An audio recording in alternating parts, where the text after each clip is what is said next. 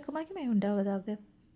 நாம் ஏசாயாவில் நம்முடைய தேவன் சமாதானம் பண்ணுகிற தேவனாய் இருக்கிறார் என்று வாசித்தோம். மத்தேயு 5:9 அதிகாரத்தில் பார்க்கும்பொழுது, சமாதானம் பண்ணுகிறவர்கள் பாக்கியவான்கள், அவர்கள் தேவனுடைய புத்திரர் எண்ணப்படுவார்கள். தேவனுடைய பிள்ளைகளாகிய நாம் எல்லா காரியங்களுக்கும் மற்றவர்களுக்கு முன்மாதிரிகளாக காணப்பட வேண்டும்.